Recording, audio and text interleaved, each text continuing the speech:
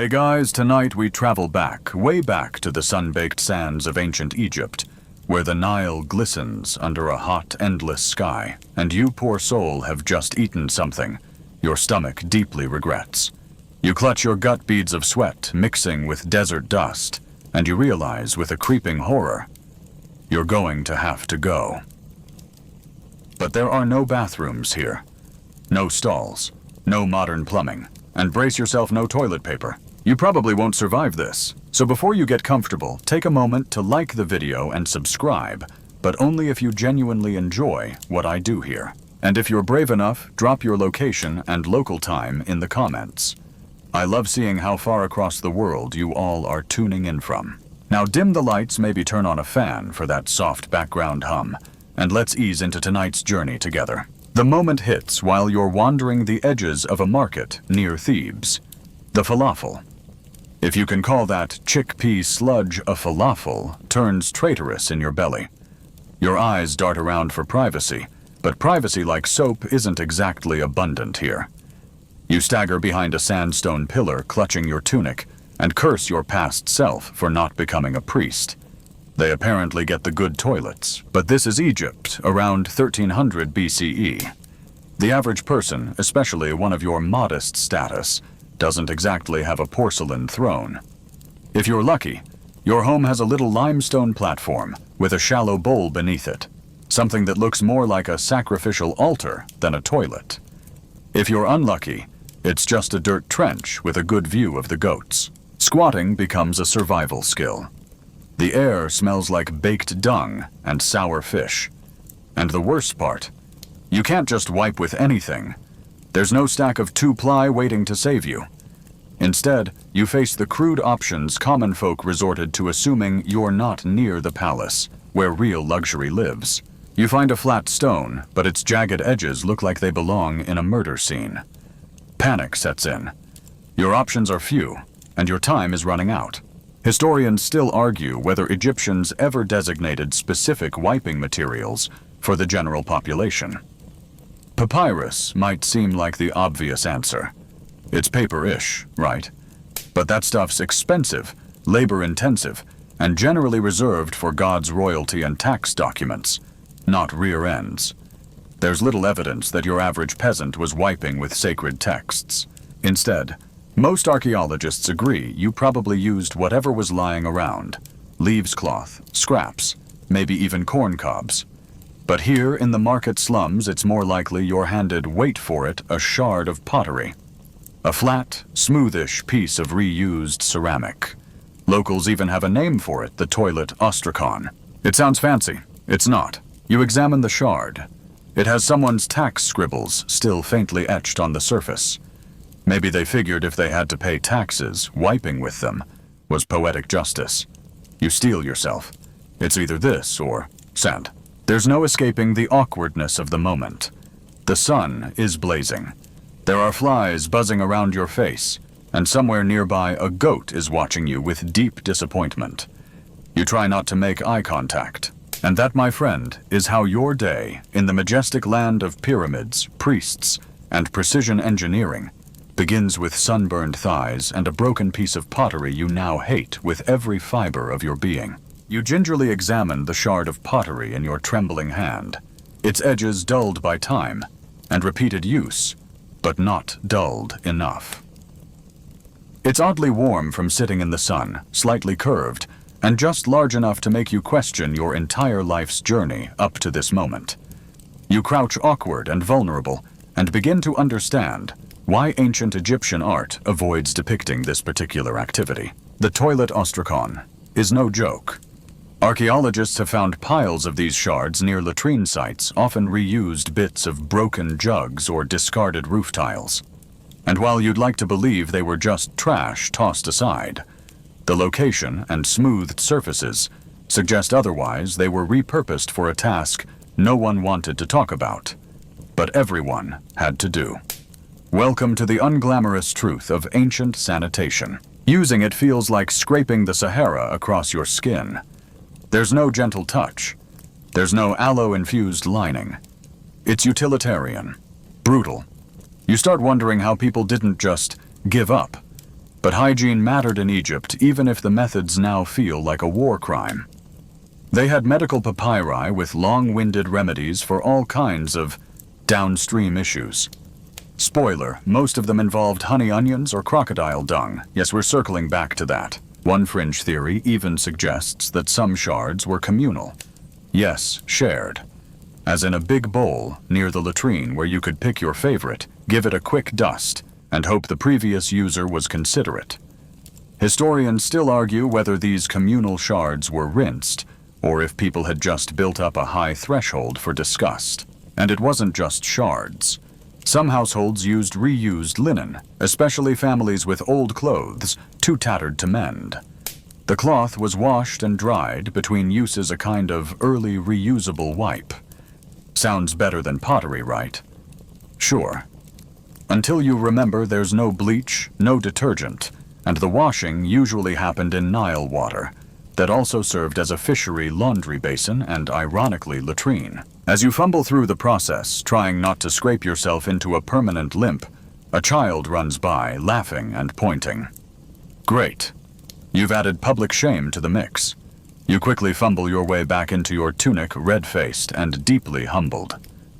Somewhere nearby, a cat grooms itself with more dignity than you've managed all morning. There's a theory unconfirmed but horrifying that ancient Egyptians sometimes heated the shards for comfort in winter. Picture it. You're shivering. It's dawn, and you politely ask your cousin to warm your wiping tile over the fire. There's a certain trust level that must be established before that kind of request. And even though everyone pooped, it wasn't spoken of. No toilet graffiti survives, no jokes on tomb walls about who used the last shard. Sanitation was a quiet business, often delegated to slaves or servants if you were rich, or just suffered in silence if you weren't. The poor got clay. The rich, as you'll soon discover, wiped with imported fabric and botanical oils. You drop the now soiled shard into a little pile by the corner, not even sure if that's the right place to put it. There's no sign, no instructions, just an unspoken understanding that what happens behind the pillar stays behind the pillar. You walk away with a new appreciation for modern plumbing and a gait that suggests you're reconsidering lunch.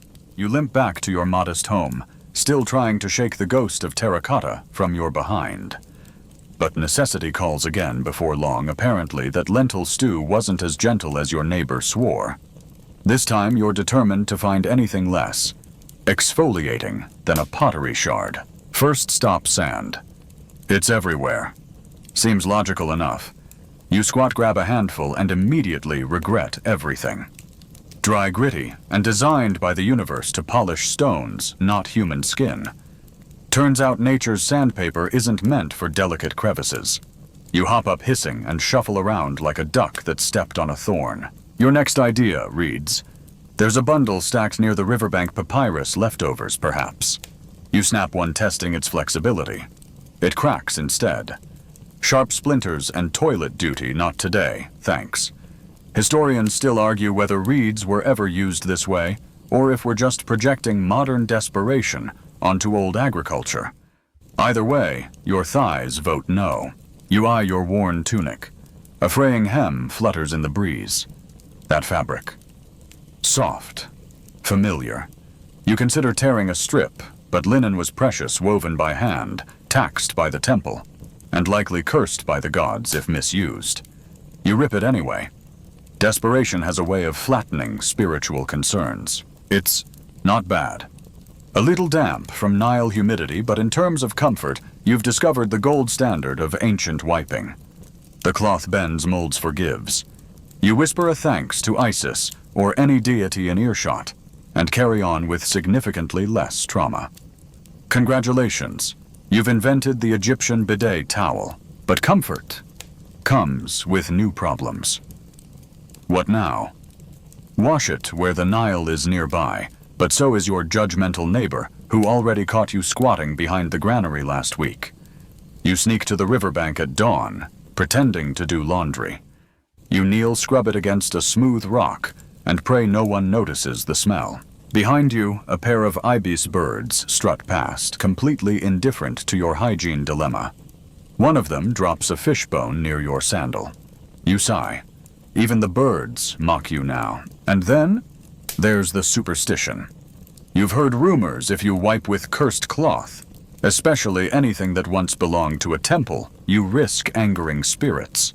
Or worse, being hexed with chronic constipation, which frankly might be preferable at this point. One fringe papyrus even lists a cleansing ritual for when foulness lingers beyond the body. Scholars still debate whether that's metaphorical or just someone's diary entry. You meet an old woman by the fish market, toothless but sharp-eyed. She offers you a wiping charm for 2 dried dates. You accept. It's a pouch filled with ash barley dust and something that smells like donkey feet. She tells you to rub it before and after. You nod, wide-eyed, and quietly throw it in the Nile when she's not looking. In one final act of resourcefulness, you try weaving your own plant fiber square, a kind of proto-toilet paper. The results are uneven, soft in places, sharp in others. Still better than pottery, but you now understand why the ancients didn't bother. Weaving takes time, patience, and a high pain tolerance. You possess none of those. By now, your rear end has been subjected to more experimentation than a royal embalmer's workshop. It tingles, throbs, and whispers threatening thoughts. You lie back on a mat, stare at the thatched ceiling, and wonder how anyone in history had the energy to build pyramids when just wiping could take up half the day. You wake up sore again, and not just emotionally. The linen scrap was a brief success, but you used it 3 times yesterday and forgot to rinse it before sundown. Now it smells like fermented goat. Worse, your cousin borrowed your last clean cloth to bandage a chicken. Sanitation has left the chat. Today you're not risking pottery or herbs. Your best bet, communal latrines. Yes, they exist. No, they're not any better. The public toilet sits at the edge of the workers' village just past the beer brewer's stall and suspiciously close to the fish gutter's table. A structure of sun-baked bricks surrounds a row of holes cut into a long limestone slab with an open trench beneath it. Privacy none. Ventilation. Let's call it experimental. You step inside and immediately gag. A bouquet of human despair rises from the pit thick enough to chew. 3 other villagers are already there. One's humming. Another is eating figs. The third nods politely as if this is a coffee house and not a synchronized squat. You try to pick the cleanest hole. Joke's on you. They're all terrible. You lower yourself and focus on keeping your robes out of the trench. The guy next to you starts chatting about yesterday's flood levels. You nod along, trying to appear civil, while resisting the urge to flee screaming. It's a delicate balance of dignity and disaster. Then comes the wiping dilemma. In the corner sits a stack of used pottery shards, some with faded hieroglyphs. Property of temple granary, one says. Fantastic. You really want your final moments to involve divine property scraping your posterior. One woman uses a long stick wrapped in rags. Efficient. Questionable. Another dips hers in a clay bowl filled with water and something oily. You can't tell if it's for cleaning or just ceremonial. Historians still argue whether these communal setups included toilet attendants who helped manage cleaning tools, or whether everyone just winged it. There's also a wooden box labeled in red paint, something about cleansing reeds. You open it and recoil. Mold. Bugs. Possibly a snake. You slam it shut. You're not wiping with something that hisses back. Someone passes you a damp cloth with a friendly smile. You whisper thanks, then realize it smells like pickled onions and desperation. Still you use it. Dignity left the latrine about 10 minutes ago. The social aspect is the worst part. Every cough echoes. Every shift is noted. And when you stand to adjust your robe, a child runs in, shouting, "You took father's hole. You apologize." The father glares. You begin considering exile to Nubia. On your way out, you notice a hieroglyph carved into the wall. It shows a man squatting and a god holding his nose. A joke, a warning. Historians aren't sure. You decide it's both. Later you ask your uncle who used to work in the temple if this was normal. He laughs, then tells you a story about a scribe who dropped his amulet down the trench and dove in after it. He never returned the same. Probably got cursed, your uncle says, nodding solemnly. The worst part, you have to come back tomorrow. You limp home in silence, robes swaying awkwardly from a hastily improvised cloth sash that smells like mint, but feels like punishment. The villagers pass you unconcerned, and you realize this is just life. No one thinks twice about wiping with stone or pooping next to strangers. This is the normal you never wanted, and tomorrow you'll do it all again. You're not even halfway to breakfast when the aroma hits frankincense myrrh, something vaguely floral, and what is that fresh linen? You follow the trail like a desert hound and find yourself at the gates of a walled estate. Golden doors, polished columns, and guards who stare you down like you're about to steal their sandals. This is where the elite do their business. You linger at the edge of the garden, pretending to admire a statue of Horus. A servant passes by carrying a silver bowl and what looks like a folded, perfumed cloth. You raise an eyebrow. Is that toilet paper? No, something better. Scented linen gently dampened and possibly embroidered with a lotus motif. Your backside weeps with envy. Welcome to the bowel movements of the rich. The pharaohs and priestly class, unlike you and your splinter-happy ostrakhan, enjoy luxurious sanitation options. Their latrines are private rooms, often inside cool, shaded palaces. Marble benches with custom holes, stone channels for running water. Yes, actual water, and attendants trained in hygienic arts. While you were wiping with shards, these people were dabbing with cloth soaked in rose oil and cooled in alabaster jars. Historians still argue whether these upper-class latrines connected to full water-based sewage systems, or if they were cleaned by servants manually dumping out the waste into pits. Either way, no one was squatting over an open trench while chatting about last night's lentils. You managed to strike up a conversation with one of the junior attendants during his lunch break. Some honeyed bread dates and a smug expression. He explains with the bored tone of someone too clean for his own good how the lady of the house prefers lavender-infused cloth and requests music during her private time. A harpist plays softly from behind a screen while she relieves herself. You nearly cry. One pharaoh, he says, allegedly had his cloths woven from imported flax and folded into lotus shapes by specialist servants. Another insisted on a spritz of scented vinegar after each visit. Not for himself, for the room. Your own hut, meanwhile, still smells like boiled fish and regret. The idea of having someone assist you in the latrine might sound awkward, but here, it's a symbol of status. Everything is ritual, everything choreographed. There are specific towels for wiping, others for drying, and some purely decorative to impress guests. One noblewoman had a toilet chair carved from ebony inlaid with lapis lazuli. You once used a crate with a hole in it. You're told the pharaoh's bathroom is part temple, part spa. Offerings to the gods of hygiene.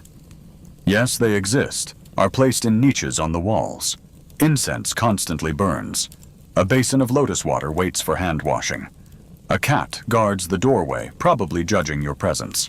You sneak a glance into a side chamber while pretending to deliver a message, a total lie. There it is, a golden bucket, a tray of folded cloths, a sprig of mint, and a mural of the Nile. Even the walls get art. You shuffle away, dejected. The gap between your world and theirs could fill the entire desert. One final indignity. The rich often burned their used cloths to avoid disease and probably to keep the lower classes from recycling them. You'd considered boiling your rag, but last time it melted in the pot and made your stew taste like soap. By sunset, you're lying on your mat, staring at the ceiling. You imagine what it would feel like to have warm water gently poured over you while someone hums and pats your back with rose-scented cloth. Would you still be the same person? Would your soul transcend your body? Probably, but instead you roll onto your aching hip, hoping your cloth dries by morning. You wake up the next morning with an unmistakable sting, the kind of burning that whispers you've made some regrettable life choices. The shard incident, combined with yesterday's sand experiment, has left your poor backside redder than a sunburnt baboon. You limp toward the market square like a soldier wounded in battle, desperate for relief. A local healer, more goat whisperer than doctor, offers you a salve. It smells like despair and looks like expired cheese. She calls it a cooling balm made from sour milk curdled under Ra's gaze, mixed with crushed aloe, and something she cryptically calls desert lizard essence. You don't ask questions. You just apply and pray. This is how ancient Egyptians dealt with hemorrhoids. Not that they used that term. They likely called it something poetic, like the angry swelling or Osiris's punishment. Regardless, it hurt. And medical papyri, like the famous Eber's papyrus, offer dozens of strange remedies, smearing goose fat, binding with linen, soaked in beer, even inserting crushed dates mixed with honey. Sounds delicious until you remember where it's going. One fringe remedy involves applying a poultice made of donkey dung and black cumin. You're not desperate enough for that. Yet. But you are curious when a street vendor tries to sell you a sacred cleansing pebble, supposedly blessed by a temple priest and guaranteed to ease your suffering. You're skeptical until he offers a 2-for-1 deal. You buy them both. Historians still argue whether these remedies had any medical benefit or were just glorified snake oil. Some think the natural ingredients like aloe or honey may have had mild antibacterial properties. Others say it was all psychological faith healing wrapped in flax and prayer. You personally are leaning toward placebo with a side of infection. Back in your hut, you attempt your own remedy. You soak a rag in cooled mint tea, because why not? It smells nice, at least. You apply it gingerly like one might place a crown on a scorpion and sigh with relief. Temporary but sweet. The next day you visit the Temple of Thoth, rumored to house scrolls on hygiene and healing. A scribe lets you peek at one, mostly out of pity. You squint at the hieratic script and translate with difficulty. To ease the discomfort of the lower gateway, one must bake bread with the tears of a widow. That can't be right. You reread. No, wait, it's bathe in barley water under the full moon. Still weird, but slightly more plausible. You ask the temple priest if he has any sacred oils. He eyes you warily. What afflicts you? You hesitate, then whisper your truth. He hands you a vial and blesses your soul. The oil smells like cinnamon and wet straw. You dab it on. It stings. You scream. The priest nods solemnly. It is working. You hear tales of a nobleman who imported herbs from Nubia to treat his condition, because apparently even his hemorrhoids were too important for local plants. Meanwhile, the common folk stuck to flax pads soaked in cold water and crude ointments made from pig fat and crushed garlic. You tried the garlic method once. It made your donkey sneeze and your wife move out temporarily. Still, there's a strange camaraderie in the suffering. In the market, you overhear two merchants quietly comparing ointments like gladiators swapping war stories. One swears by fermented fig paste. The other just drinks more beer and lets fate decide. By the end of the week, your inflammation has subsided. The cloth, the oils, the mint tea all helped a little. Or maybe it was time. Or spite. Either way, you're walking straighter. Smiling more. Sitting down without crying out. Life is good again, or at least tolerable. You stash your sacred pebbles under your mat, just in case. Because one thing's for certain in ancient Egypt, the only thing worse than bad toilet paper was what came after it.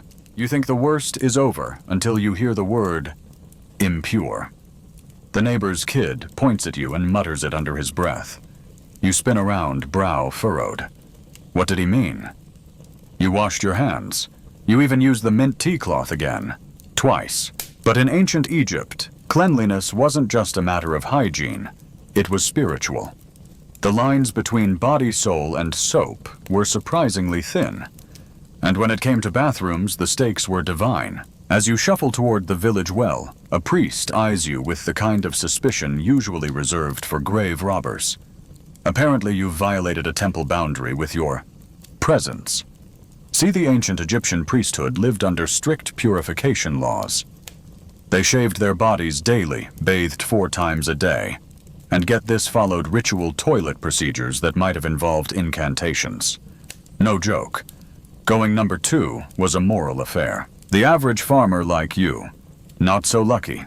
You relieve yourself in a communal trench sometimes beside goats. There's no scented oil or sacred chant to redeem you, just a faint breeze, and the crushing reality of being a nobody. Still, even ordinary folks tried to stay clean. You recall your cousin's wife mixing natron salt into her wash water, hoping it'd banish impurities.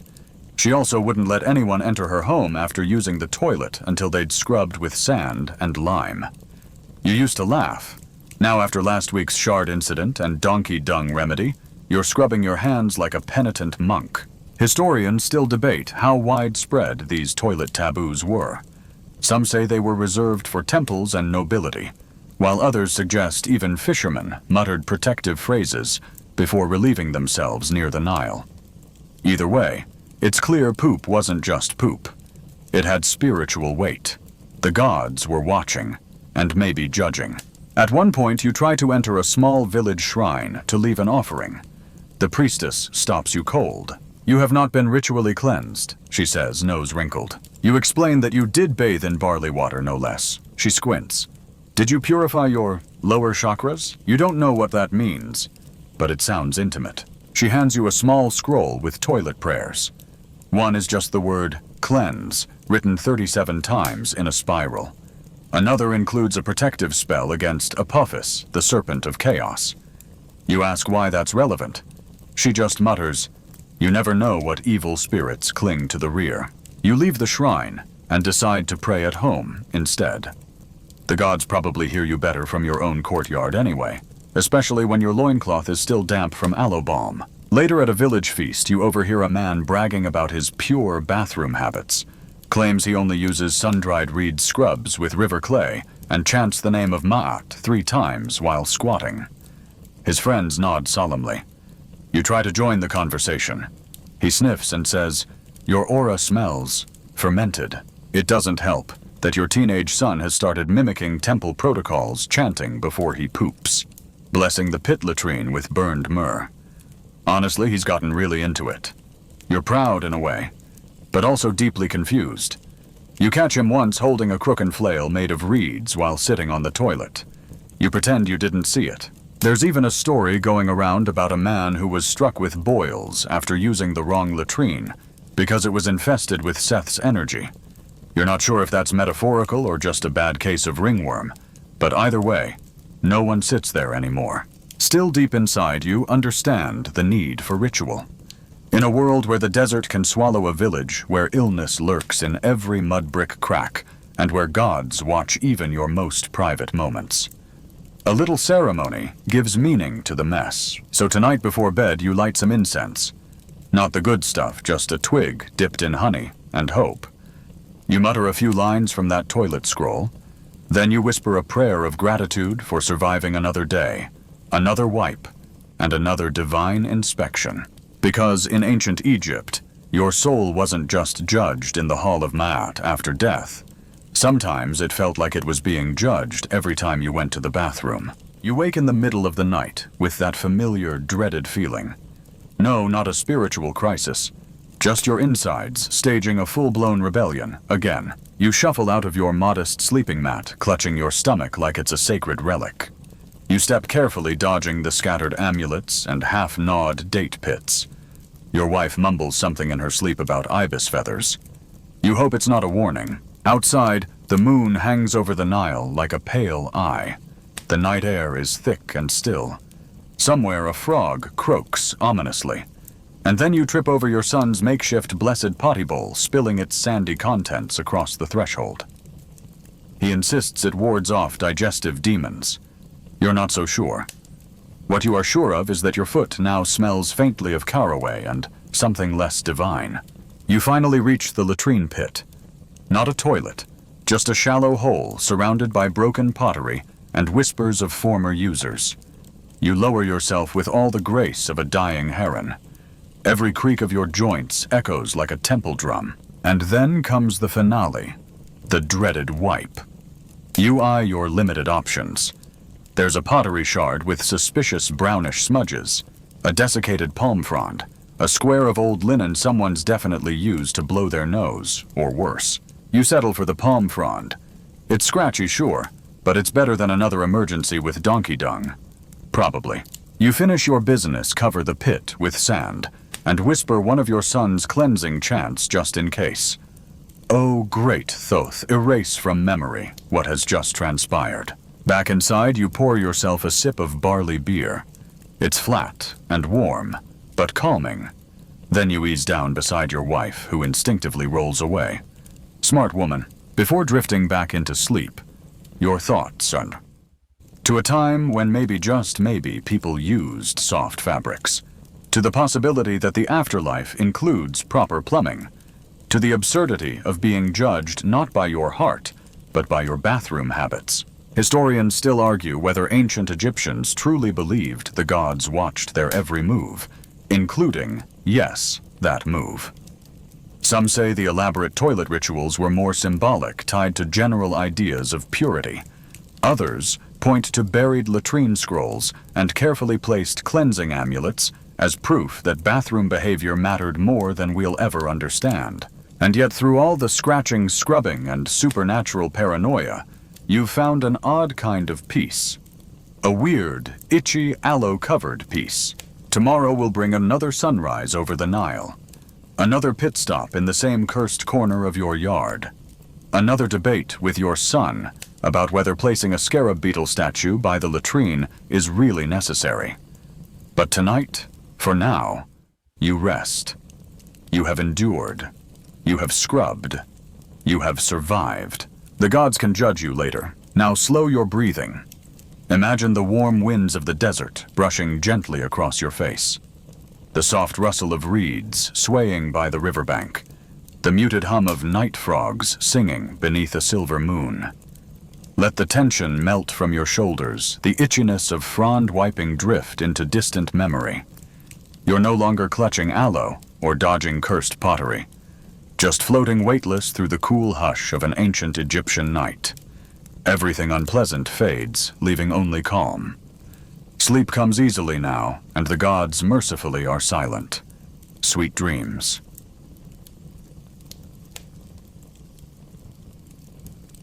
Hey guys, tonight we're stepping into the sweltering, pitch-dark belly of a 17th century slave ship.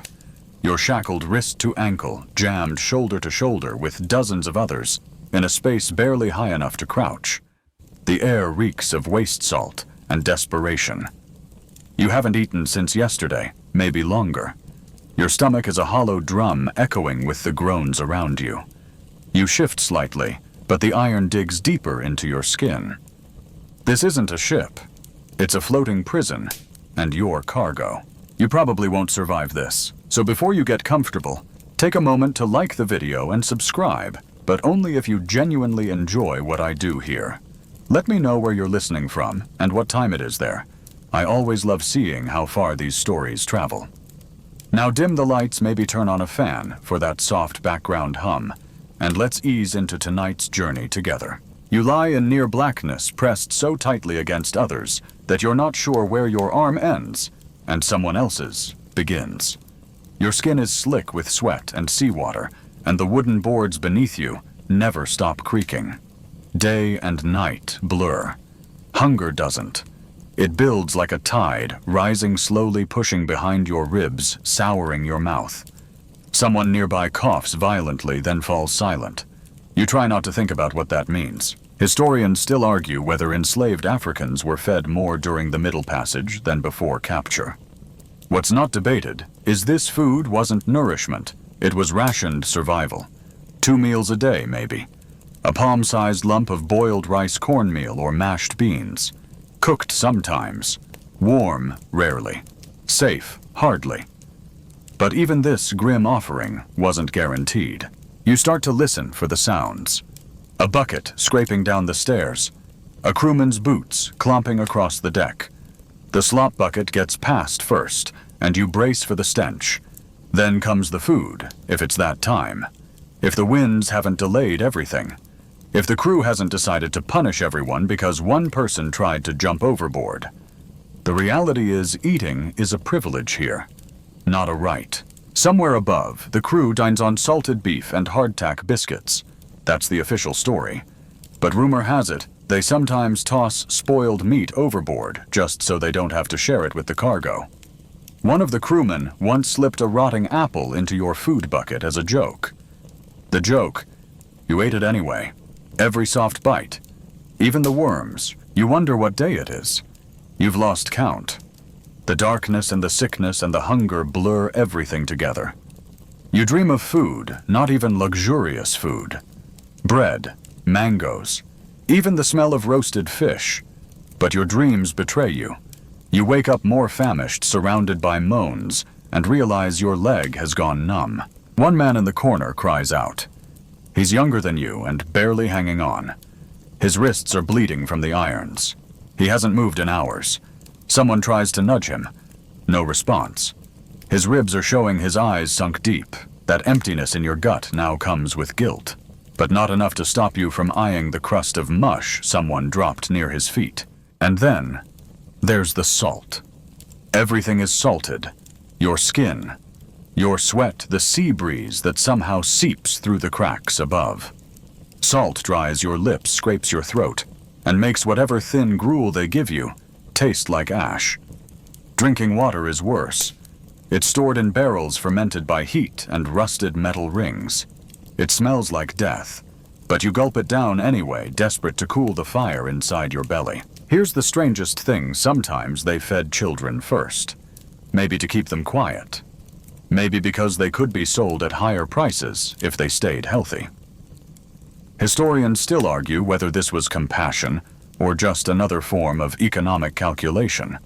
Either way, you're not a child anymore. You wait your turn, if there even is one. Outside, you can sometimes hear gulls. That's how you know you're still near a coastline. Other times, there's nothing but the groan of the ship and the occasional barked order from above. No horizon, no escape. Just the rhythm of the sea and the ever-tightening knot of hunger in your stomach. One old man hums softly in the dark. A tune from home, you think. He does it every time the food bucket comes down like a ritual. Maybe it's prayer. Maybe it's defiance. Maybe it's just habit. But the sound helps in a strange way. It reminds you that you were someone before this, and maybe, just maybe, you will be someone again. The crewman with the wooden ladle stomps back down the stairs. Same man every time. You've memorized the rhythm of his boots, slow, irritated, like each step is a favor he resents. The bucket he carries sloshes ominously thick with something that doesn't sound like water. His other hand grips the ladle like a weapon. You don't dare make eye contact. He doesn't offer it anyway. He doesn't hand food out. He flings it, scoop by scoop, splat by splat. A slurry of mashed yams, rice beans, maybe all three, if it's a lucky day. You flinch as some lands near you, more on the filthy wood than in your hands. You scoop it up anyway, ignoring the grit. Taste is irrelevant. Survival is everything. It's not just the food, it's how it's delivered. There's no ceremony, no words, no humanity. You've become one of many anonymous mouths to keep barely functioning. If you choke, too bad. If you vomit, keep it quiet. If you pass out mid-bite, no one moves to help you. It's not cruelty anymore. It's numbness. The kind that sets in when suffering is so normal it no longer surprises. You eat with your fingers. No spoons. No bowls. Just your hands already cracked from salt and friction, now your only utensil. The paste is warm today, which is both suspicious and reassuring. Warm means it sat closer to the ship's little fire pit. Or maybe it means something died in it. You stopped asking questions around day 5. Mainstream historians agree that slave ships kept detailed logs of rations. How much was served, how often what types of food. But what those logs omit is the condition, the decay, the rat infestations. You've seen rats scurrying across the beams above. One dropped into the hold last night. There was a scuffle. The man who caught it didn't eat the mush that day, just the rat. You're not even horrified anymore. Some days, instead of the regular mush, you get peas porridge. Sounds charming, right?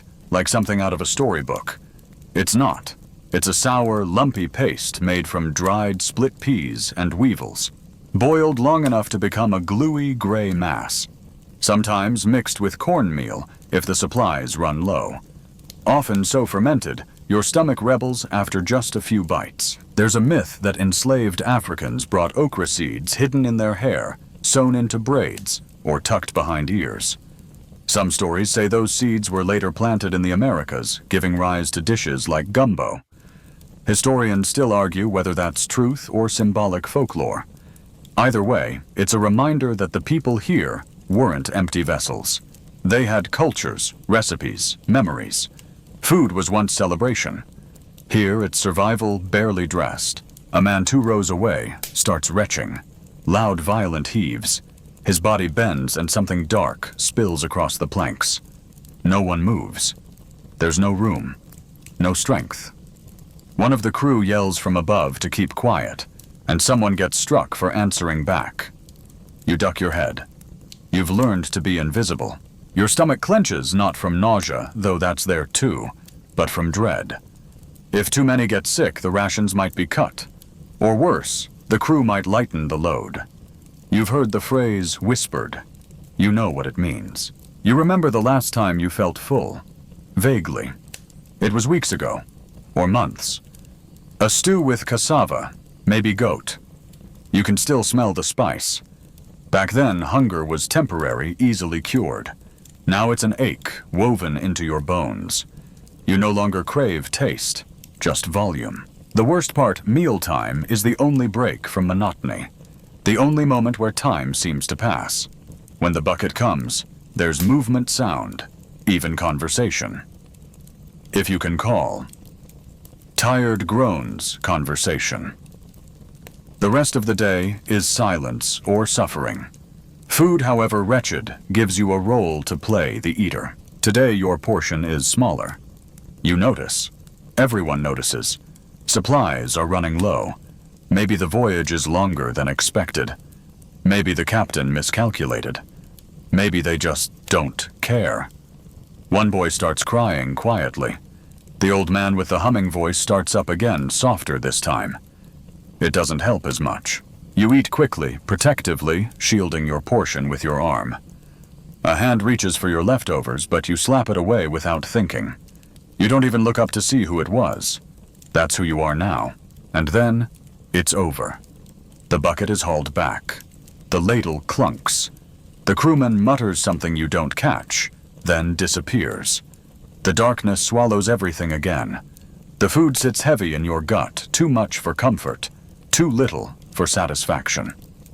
You lean back against the beam behind you, close your eyes, and brace for the next long stretch of nothing. Time passes strangely in the belly of a slave ship. Minutes feel like hours. Days blur into one long night. But your body always knows when mealtime is coming, not because of hunger that never leaves, but because of the sound. The scrape of that cursed bucket, the creak of the trap door, the shuffle of boots on soaked timber. Except today, it's different. The bucket doesn't come. You hear movement above, but not the usual descent. No boots, no ladle. Just muffled shouting, the kind that means something's gone wrong. Someone near you mutters in a language you don't know, low and resigned. You can't see his face, but you feel the dread like a fog settling over the hold. Sometimes the ship hits storms. Other times the crew just forgets, or decides not to feed you. It's all the same down here. One man starts to wail softly, just a long, slow sound like an injured animal. No one tells him to stop. You're all too tired, too hungry. Your own stomach gurgles and tightens, protesting yesterday's thin gruel. You lie back and try not to think of food, but of course that makes it worse. You think of roasted fish, of plantain, of millet bread, steaming on a stone hearth. That bread used to fall apart in your hands, warm and sweet. You'd give anything to taste it again. The irony, the crew isn't eating much better. Historical records from the 17th century confirm that rations aboard slave ships were dreadful for everyone. Even the sailors often subsisted on salted beef hardtack and maggoty biscuits. Water turned brackish after just a few days. Alcohol, particularly rum, was the only thing that stayed safe, if you could call it that. Some captains kept better stores for themselves, but the average crewman got little luxury. And still, compared to you, they were feasting. You once saw a sailor gnawing on dried meat by the mast. He wasn't hiding it. He didn't have to. You couldn't get to him even if you wanted to. But your mouth watered anyway, watching his teeth tear through the sinew like it was roasted duck. He caught you staring, grinned, threw the bone overboard. Today, no food comes. Not for the crew, not for the cargo. Cargo. That's what you are, technically. A ledger entry. A number. Slave ships were built for numbers. Cram as many people as possible into a hull just wide enough to breathe, but not wide enough to stand. You're packed tighter than sacks of beans. Some lie in their own filth because there's no room to shift. The ship rocks back forth, back again, and your ribs knock against the next person's. Scholars still debate whether captains purposefully underfed enslaved people to weaken resistance and save on provisions, or whether poor planning and storm delays just made famine inevitable. Either way, the result was the same bodies collapsing into themselves. Children aging faster, eyes growing dim long before death came. The smell in the hold has shifted. You can tell even with your nose half dead from days of stench. It's sharper now, sweeter. That sickly sweet tang of rot. Someone didn't make it through the night. No one's come to remove them yet. You remember your neighbor from a few nights ago, a girl, maybe 11. She stopped eating 3 days ago. Didn't cry. Just lay still. If you tilt your head just so you can see her fingers curled under her ribs. They haven't moved. You shift your weight gently. You don't want to look anymore. A sudden sound, metal scraping wood. The latch above opens. The ladder slams down. The bucket returns. But it's not food this time. It's a bucket of lime water and rough cloths. 2 crewmen descend, faces covered not out of pity, but to dull the smell. They start dragging, lifting. One limp form, then another. They move like this is routine. Because it is. Someone behind you murmurs a prayer. Once the bodies are gone, the trapdoor slams shut again. The light disappears. Still no food. You lie in the dark, with your hunger gnawing at your bones. Your tongue sticks to the roof of your mouth. You lick your own skin just for moisture. Someone near you begins humming that same melody again. It's always the same tune, like a lullaby meant to hold the pieces of your mind together. You hum along this time, quietly, because if you don't, your thoughts will wander too far into places you don't want to go. By now, your sense of time is a joke. Light barely filters through the slats above. No sunrises, no sunsets. Just the slow churn of waves and the occasional thump of something. Someone hitting the planks. But hunger doesn't care about time. It stays. It sharpens. And then one day it's feeding time again. Well, sort of. The trapdoor groans open, and a crewman appears with a slop bucket. You brace yourself. The smell hits first rancid, sour, metallic. Then comes the slop itself, boiled beans, maybe. Or porridge. Or some gray, unrecognizable paste that was once something edible, but has since lost its identity. It's ladled into wooden bowls, or if you're unlucky, directly into your cupped hands. You hold yours out and catch a warm, wet scoop. It drips through your fingers. Someone behind you coughs, reaching for their share. You don't wait. You slurp it down. It tastes like old burlap soaked in seawater, but you don't care. It's something. That's when the itch hits, literally. Lice, fleas, worms. The meal you've just eaten is nourishing more than just you. You scratch your side, then your scalp. Someone next to you is doing the same. You can't escape it. Filth cakes under your nails. It's like your body is digesting itself, while also being digested by invisible invaders.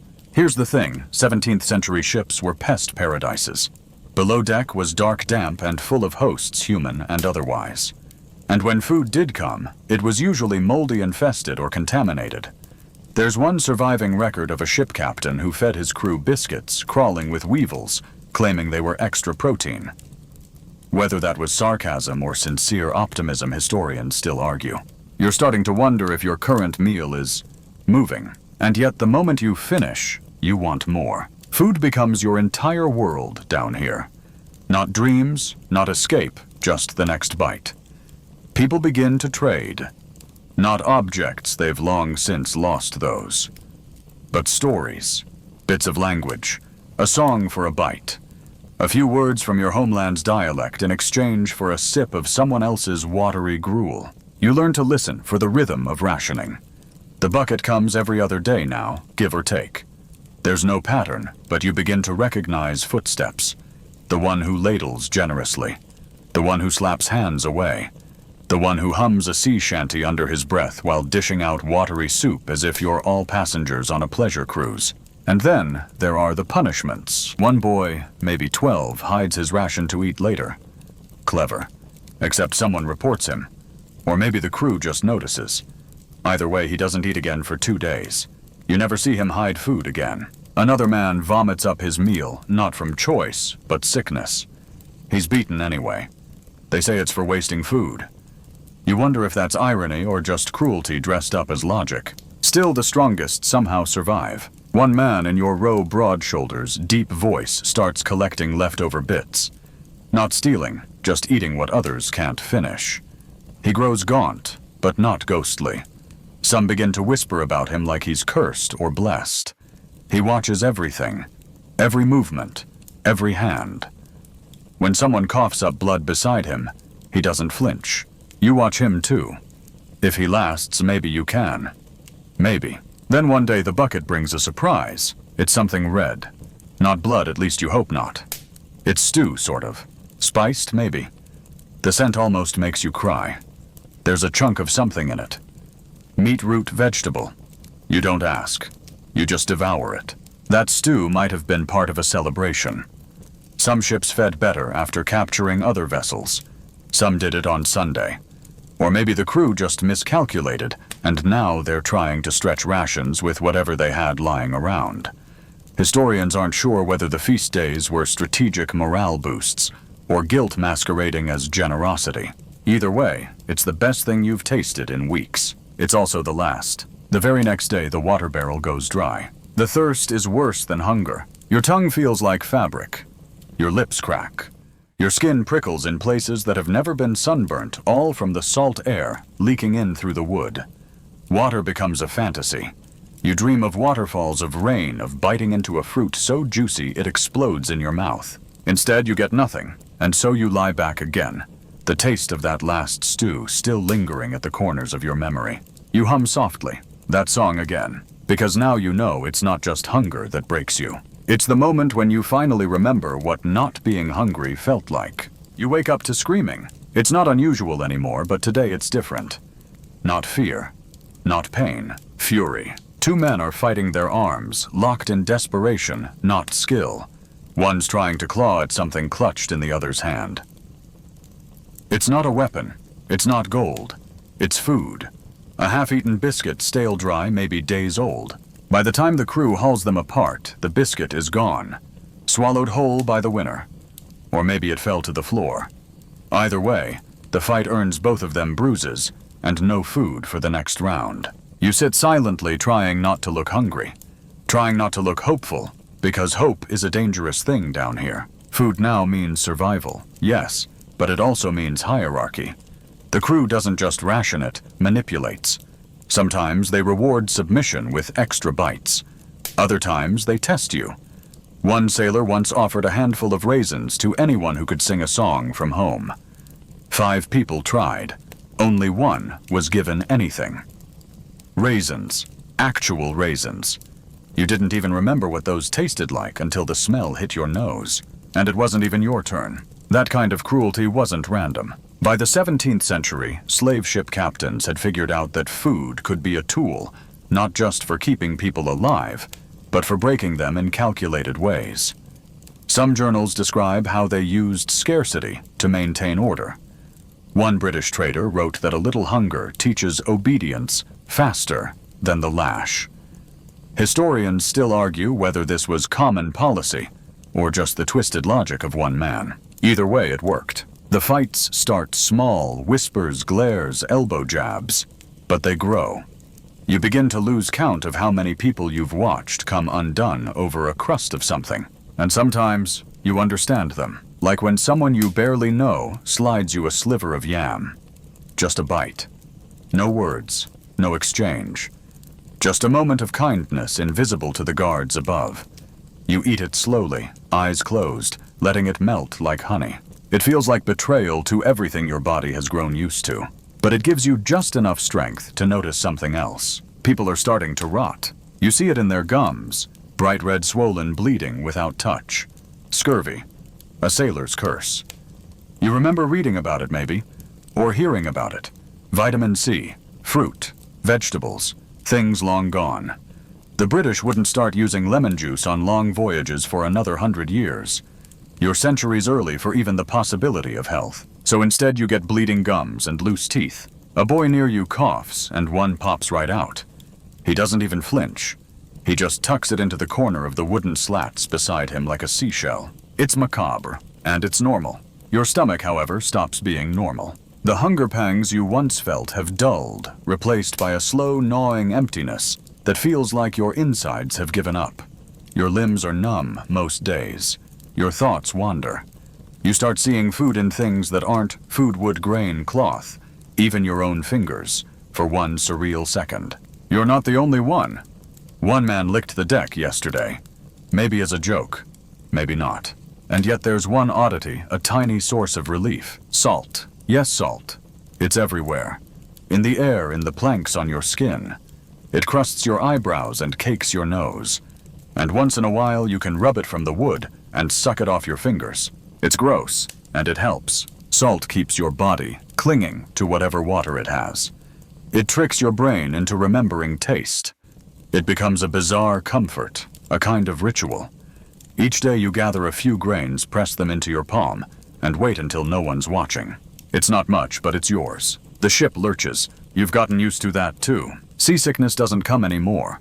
Only the quiet thrum of the ocean, the slap of waves and the creak of wood, warped by centuries of salt. Someone is praying nearby. The language is unfamiliar, but the rhythm, it's soft, slow, like a lullaby. And you start to think maybe hunger isn't the worst thing on this ship. Maybe it's hope, because hope means imagining things, meals, freedom, light. And when those don't come, the fall back into reality is even harder. So instead you do the only safe thing. You try to stop imagining. The storm doesn't announce itself, it just arrives. Rain slashes sideways across the sky, leaking through cracks above, and turning the lower deck into a briny, sloshing swamp. Water rushes in. People scramble. The smell somehow gets worse, like the ship is sweating through its own rotting bones. And then, the barrels shift. You don't see it. You hear it. A low, guttural thud, wood against wood, followed by a shriek. Someone is pinned. Not dead, but not going anywhere. The barrels contain food, at least they're supposed to. Dried beans, or salted meat in theory. But no one below deck ever really sees what's inside. You're told what's in them. Sometimes you believe it. Other times you suspect they hold nothing at all. Still, when one breaks open, it causes chaos. You rush toward it like everyone else, stomach overriding your limbs. But a sailor stomps down the hatch with a whip, and the moment ends as quickly as it began. No food for you. Again. It's around this point that food becomes memory. You start to dream in flavors. Mangoes, cassava, millet, millet cooked over flame. Some people say things out loud as they sleep, recipes, family feasts, even crop rotations. One woman near you speaks of rice like it's a prayer. She describes its stickiness, the way it clumps in fingers, the pop of a grain between teeth. Her eyes stay closed, but her smile is the real thing. You envy her for it. Later that day, you're offered soup, or at least that's what they call it. It's more like hot water with flecks of something. A root fat dirt, honestly no one knows, but it's hot. The steam rises in wisps that smell faintly of grease and mildew. You sip it like it's sacred. The taste hits hard. Not good, just real. Like something other than salt and air. Your tongue doesn't know what to do at first. Then it remembers. This is flavor, and you cry. Not big, ugly sobs, just a tear or two slipping quietly down your cheek. You hide it in the crook of your elbow. Everyone understands. No one says a word. Meanwhile, you start noticing something strange. The crew eats differently. At night, through gaps in the deck planks, you catch glimpses. Meat, cheese, even rum. One sailor drops a whole chicken bone once. It falls right between the cracks and lands in the dark. No one dares touch it. You don't know whether it's a trap or a test. Historically, officers on slave ships were issued better food salt pork, ship's biscuit, even peas soaked in vinegar. The difference between your rations and theirs wasn't just unfair, it was intentional. Hierarchy had to be visible and edible. Some captains even documented their meals with pride, noting how they dined on roast goose and wine, while the captives gnawed dried roots and wept. Historians still argue whether these journals exaggerated for vanity or were honest snapshots of indifference. Either way, the divide is sharp, and you're always on the losing side. Still, hunger finds its own language. It speaks in glances: who looked at what, how long, with what expression. It speaks in barter, a lullaby for a crust, a story for a spoonful. It speaks in silence, how someone lets you have the bigger bite, no questions asked. By week 3, you can read hunger like a dialect.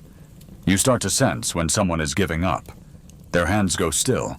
Their gaze floats. They no longer flinch when the ship rocks. They don't even reach for food when it's past. That's when the nightmares start. You dream of banquets, long tables, golden bowls, piles of rice that refill themselves. But always, just as you sit, the food turns. Worms, ashes, splinters. You wake up chewing your own tongue. And then one day you don't dream of food. You dream of nothing. Blankness. And that terrifies you most of all, because it means your mind has stopped believing in the possibility of eating. It's beginning to adapt, to forget taste, choice, dignity. It's choosing numbness over longing. A survival instinct, sure, but also a kind of death. Above deck, the storm finally breaks. Sunlight trickles down through new holes in the wood. You stretch your fingers into the rays, hoping idiotically they might feed you. They don't, but they're warm. And for now, that's enough. The sun is a liar. It glows soft and golden above, casting the illusion of warmth, of hope, of dry clothes and full bellies. But down here beneath the deck, your reality remains the same, wet, cramped, and gnawed by a hunger that now feels like part of your anatomy, less of a sensation, and more of an organ, pulsing steadily beneath your ribs. You're handed something new today. A sailor calls it peas porridge, though nothing about it resembles porridge or peas. It's a gelatinous gray lump, cold, and jiggling like something forgotten in the back of a bad tavern's pantry. Still, you eat it. You don't ask questions anymore. Some folks try to identify what's in it. Whispering guesses. Flour scraped from the bottom of a barrel. Boiled leather. A mashed mixture of dried legumes. You all agree there's something sour about it, and not in a fermented way. More like rot. Historically, this might have been a mix of dried peas and water cooked until it became a paste. Sometimes it was fed to the captives. Sometimes not. Historians still argue whether this was deliberate cruelty or a logistical failure. Was it malice or just negligence dressed as routine? You don't care which. Your stomach sure doesn't. That same day, a man near you refuses to eat. His eyes are open, but he stares right through the wall. Someone offers him their share, but he doesn't move. No blink, no grunt, not even a twitch of interest. You watch his chest rise and fall in shallow rhythm, and for a moment you wonder if it's better to feel nothing than to feel this. But then he whispers something, barely audible. He says, "I want to remember what real food tastes like." That breaks something inside you, because you realize you're starting to forget. You can no longer recall the sweetness of fruit, the grainy crunch of roasted nuts, the smoky edge of grilled meat. They've become colors you can no longer name. Instead, you remember textures, the crunch of sand in old bread, the sliminess of undercooked beans, the way spoiled fish slides down your throat like regret. You look at your hands and see the outline of someone else's bones. Meanwhile, the ship starts to change its rhythm. The smell of the sea sharpens. The crew becomes restless. You overhear them talking about land, about selling, about prices and buyers. The word cargo gets used more often, and you understand now, with sickening clarity, that they mean you. That's when the food changes again. More gruel, more salted scraps. A sailor even tosses a handful of moldy ship's biscuit into the hold, broken hard, almost inedible. But you suck on a piece like it's candy. The weevils crawling through it barely register. Honestly, they taste better than the biscuit itself. It's a quiet joke between you and the others. At least the bugs are protein. Some of you even start to talk to them, naming the plumpest ones, placing bets on which will crawl fastest across a board. Desperation makes comedians of you all. There's one boy who draws little pictures with bits of ash and damp wood. One woman sings lullabies to a spoon. Another insists she can still taste mangoes if she closes her eyes and hums at just the right pitch. You all let her believe it. Hope is rare cargo. Eventually the food stops altogether for a day. Maybe 2. Maybe 3, you lose count. Time feels like an insult, now slapping you across the face in slow motion. You gnaw on rope fibers. You lick salt from the wood. You imagine chewing your own sleeve. And then just as the ache turns dull and dangerous, you're brought up on deck. Fresh air. Light. You blink against it like it's your first time seeing the sun. And maybe it is. A sailor pushes a bucket into your arms. It's filled with something that might have once been stew. You don't ask. You just eat. It's hot. It's spiced, maybe? Or just burnt, either way. It's the closest thing to flavor you've tasted in weeks. And it's meant to make you look presentable. Because the coast is near. Because people will soon be judging you with their eyes, their hands, their purses. Because no one pays top coin for a starving person. And suddenly you realize this meal isn't kindness. It's marketing. You're standing now. It feels surreal, your legs' wobbly knees, unsure whether they remember the task. The deck groans beneath you, and the scent of land drifts in on the wind.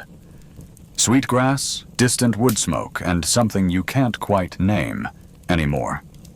Freedom, maybe, but diluted and taunting. You're not alone. Around you others stand, too propped up, held, or trembling, some with eyes wide, some already hollow. You're all lined up, made to seem alert, presentable, healthy, at least by the brutal logic of the trade. Food is passed around again. Not much, not nourishing. Just enough to give cheeks a slight puff, just enough salt to tighten the skin and hide the dehydration. It's an illusion, and you're part of the stage set.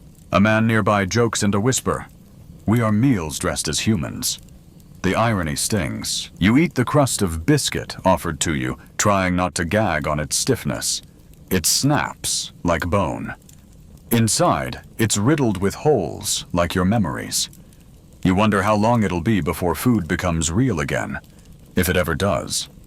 If it ever was. You catch the sailors staring. Not at you, but through you. Calculating, appraising, discussing muscle tone and price points, like you're some cracked pot at an auction. The food from earlier wasn't to nourish you. It was to inflate you. To make your body seem like something it no longer is. A few steps away, someone vomits. The stew wasn't clean. Historians still debate whether enslaved people were fed more before sale to increase their price, or if those final meals were rare exceptions, maybe even accidental. What's not debated is this food was never given out of compassion. It was always a tool, a means to keep the body functioning saleable or submissive. And for this final portion, this last mockery of a meal tastes like paperwork. You are told to wash, not with soap, just salt water. Just enough to strip off the stink of weeks spent rotting slowly in the dark. Just enough to simulate humanity. A child is crying nearby. A mother shushes him with a song about sweet yams and fire-cooked rice ingredients the boy has never actually tasted. He clutches a piece of dried plantain in his hand like a coin. It's probably the only food he's been allowed to keep. When the docks appear on the horizon, your heart doesn't race. It sinks. You're told not to speak, to stand taller, to smile. You chew the inside of your cheek to hold in the scream. You taste blood. Metallic, real. Later, when buyers inspect you, mouths pulled into judgmental slants, you're given one final treat, a slice of citrus. orange, maybe lime. It's meant to brighten your breath, bring color to your tongue, and as the juice hits your mouth, sour and sharp, you realize it's the most flavor you've had in months. The acidity shocks you. Your whole body jolts like it's just remembered something primal. The fruit is there to make you desirable, but you feel human, just for a second. Then the peel is taken away. The moment vanishes and you're left swallowing memories. You think of everything you've eaten or tried to. Molded porridge, weevil-laced bread, cold mush from splintered bowls, dried fish so sharp it scraped your gums, water that tasted like rust, crumbs that made you weep. It wasn't food. It was survival chewed into submission. And now, as they tally, coins inspect, teeth examine scars, and hair, you realize food has always had two meanings aboard this ship. For the captors, it was fuel. For the captives, it was control. This wasn't just a passage of distance. It was a redefinition of what you are, and what you're worth. And food, what you were given, when how and why was always part of that equation. You take one last bite of the dried root shoved into your hand, and decide if you ever taste mango again, it will be freely. Not like this, never like this. Now dim the lights even lower, and let's soften this ending together. You breathe out slowly, the ghost of citrus still lingering at the back of your throat. The waves grow quieter now, the creaking of the ship fading into the hush of sleep. Imagine the rocking motion slowing, like the world is pausing just long enough for your body to feel weightless, if only for a moment. You are no longer below deck, no longer watched, no longer hungry, just drifting full of light, soft air and warm wind. In this space between dreams and memory, nothing hurts, nothing echoes, just rest, sweet dreams.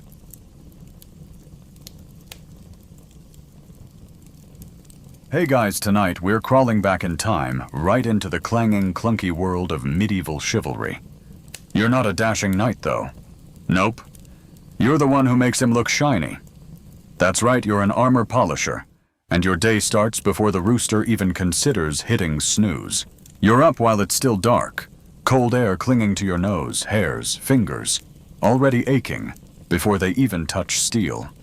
The forge master yawns nearby, but you don't get to yawn. You've got 4 hours before Sir Reginald expects his breastplate gleaming enough to see his smug reflection. Not because he cares, but because King Edward might glance his way and mistake him for nobility with actual hygiene. So before you get comfortable, take a moment to like the video and subscribe, but only if you genuinely enjoy what I do here. And post your location and local time in the comments, because I love knowing where my fellow night owls are tuning in from. Now dim the lights, maybe turn on a fan for that soft background hum, and let's ease into tonight's journey together. You trudge into the armory, a stone room that smells like hot metal, damp cloth, and despair. Piled in the corner, Sir Reginald's full suit of plate armor still crusted from yesterday's practice joust. Sweat lines, horse snot, and a bit of ale vomit near the neck guard. It's a miracle he stays upright in this thing, let alone wins tournaments. But that's not your concern. Your job is simple. Remove every stain, every fleck of dirt, and every memory of last night's wine binge. You start with the cuirass, the chest plate. Dried grime coats the inside like someone stored soup in it overnight. Spoiler, they did. Meat stew, to be precise. Reginald had no bowl. Guess who cleaned it last time, too? You haul the armor piece to the bench and set it down with a thunk loud enough to wake a dragon. It's your first of many lifts this morning, and already your arms are burning. People forget armor is heavy, and even polishing it means hoisting 20 to 60 pounds at weird angles while trying not to scratch the damn thing. One slip of the wool rag, and suddenly you're the incompetent dolt who cost the knight his battle shine. Outside, birds start chirping. They mock you. Scrubbing begins. Circular motions. Elbow grease. More circular motions. You think about other career options. Too late. You were born into this gig, your father was a squire, your uncle got kicked in the face by a war horse, and your older brother ran off with a traveling juggler. So now here you are, trying to buff out a mystery stain that's either pig fat or dried blood. Maybe both. Historians still argue whether armor polishers doubled as battlefield janitors, but let's just say, if there was blood on it, you wiped it. The breastplate catches a beam of morning light. One side gleams. The other still looks like it lost a fight with a stew pot. You sigh. There's a lot left. The clang of footsteps. Sir Reginald enters shirtless, already sweaty. He offers you a morning that sounds more like a belch. You nod and keep scrubbing. He picks up a leg greave, sniffs it, frowns, and drops it. This still smells like dung, he mutters. You resist the urge to say, that's because you fell in dung yesterday. Instead, you nod again and promise to air it out, which is code for sprinkle it with vinegar and pray. You wonder briefly what knights did before armor polishers existed. Some say squires did all the work. Others claim there were specialist servants even back in the Norman days. But the truth is, nobody cared who made the armor sparkle, just that it did. By mid-morning, you've polished 3 pieces, dislocated a shoulder, and permanently lost the use of one fingernail. Your back screams. Your fingers are nicked with tiny metal bites. And you still have the gauntlets helmet and greaves to go. It's a thankless task. No glory, no parade. Just a man with a rag, a tub of charcoal paste, and a lifelong inhalation of rust particles. And the worst part, you haven't even gotten to the smelly vinegar yet. By the time you lug the greaves onto the workbench, your arms feel like overcooked eels, floppy, tired, mildly offended. The smell hasn't improved, by the way. If anything, it's gotten worse. One whiff of this particular shin guard, and you swear your soul leaves your body for a second. Vinegar is your only ally now. That and a small bristle brush made of boar hair, which sounds fancier than it feels. You dip the brush into a paste that's supposed to be equal parts vinegar ash and salt, except you ran out of salt days ago and substituted crushed snail shells instead. Don't laugh. Some people say snail slime adds a sheen. Others say it ruins everything. Historians still argue whether medieval armor polishers had actual recipes or just threw whatever acidic sludge they could find at a stain and prayed to Saint Eligius, the patron saint of metalworkers. You whisper a half-hearted prayer, just in case. You scrub the greaves so hard you imagine sparks flying off. A cat watches you through the open window. You try to take it as encouragement, but it looks more like judgment. Somewhere in the yard, Sir Reginald practices sword swings against a hay dummy and yells huzzah every 5 seconds. You consider using the vinegar bucket as a foot bath, but then remember how often Reginald spits in it. Suddenly the door swings open again, and in walks Gareth, the youngest stable boy, who now doubles as your unofficial assistant ever since his job shoveling horse droppings was deemed too prestigious. He's 12, permanently sticky, and smells like hay and disappointment. Sir Reginald wants his helmet polished right now, Gareth chirps, holding the sweat-caked thing out like it's cursed. You squint at the helm. It's the dreaded great helm, a full-face metal oven with a tiny slit for visibility, and a giant feathered plume that smells like moldy poultry. You take it with a grunt. It's heavier than it looks, and you swear somehow warm, probably from all the trapped breath and arrogance. You set it down and get to work. The inner leather lining is crusty. Not vintage leather chair crusty, more like found this on a corpse in a bog crusty. You soak a rag in hot water and start wiping. It's not enough. You need the vinegar paste. Again. Gareth, still watching, picks up a gauntlet and sniffs it. He immediately regrets it and starts gagging. You pat him on the back like a disappointed father.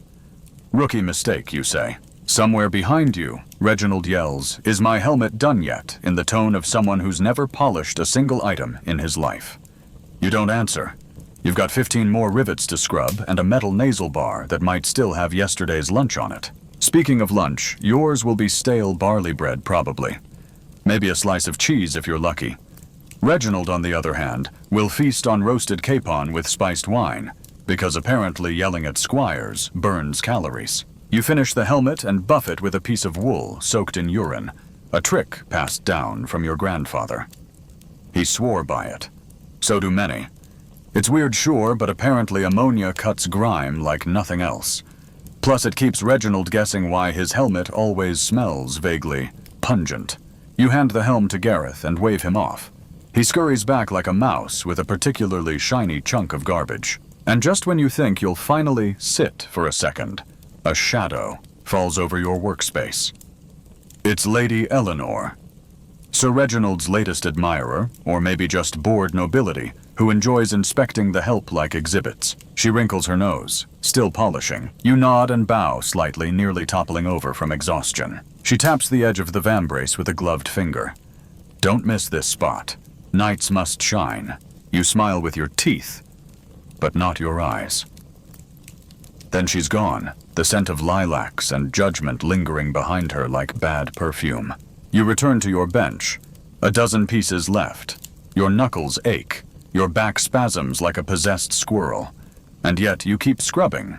Because even if it's a job no one respects, someone has to make sure Sir Reginald doesn't look like he crawled out of a ditch. You wonder briefly what your life might have been if you'd been born just a few decades later. Maybe muskets would replace armor. Maybe knights would become ceremonial.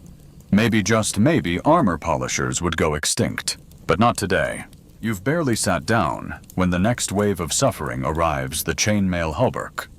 It's laid out across the bench like a scaly metal octopus, tangled grimy, and smelling suspiciously like goat. You stare at it the way a gladiator stares at a lion's cage. The hauberk alone weighs nearly 30 pounds, and it's crusted with a week's worth of dried sweat horsehair, and what might be soup. You drag it toward you. Every link catches on a splinter. And no, there is no glamorous way to polish chainmail. There's no enchanted tub or secret guild method. It's just you, a barrel of sand, a bit of oil, and a wildly inefficient process that involves stuffing the whole thing in, shaking it like a maraca, and praying it comes out less disgusting. You hoist the hauberk into the barrel. Shake, shake, shake harder. Every rattle sounds like 1,000 tiny goblins mocking you. You imagine this job as a workout. Your arms will be incredible by winter.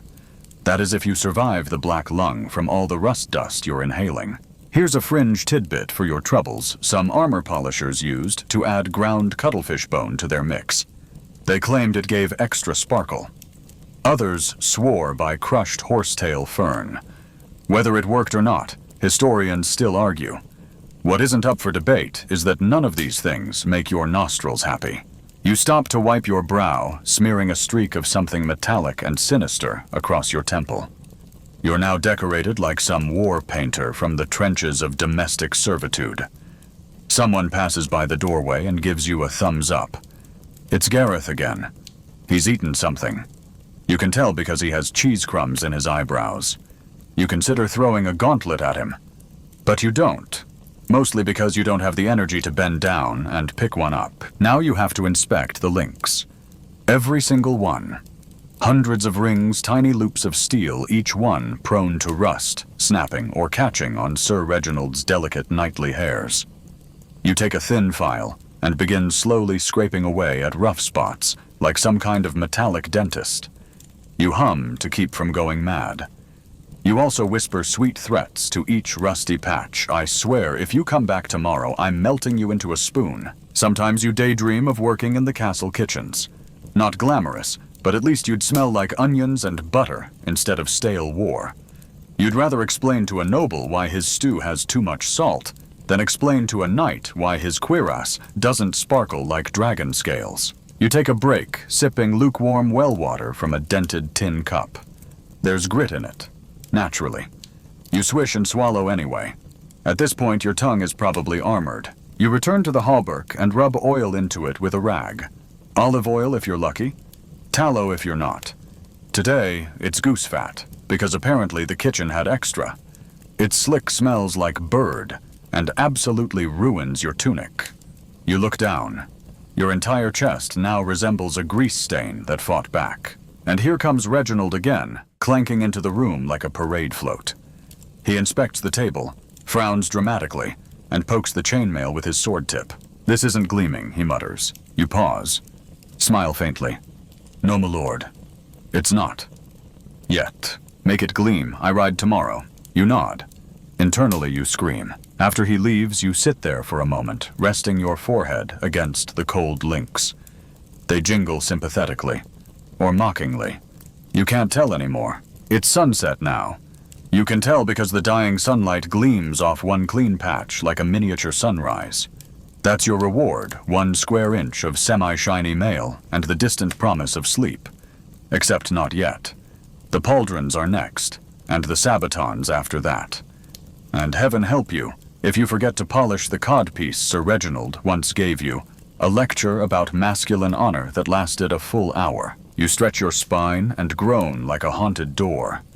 The floor is littered with filings, grease rags, and your dignity.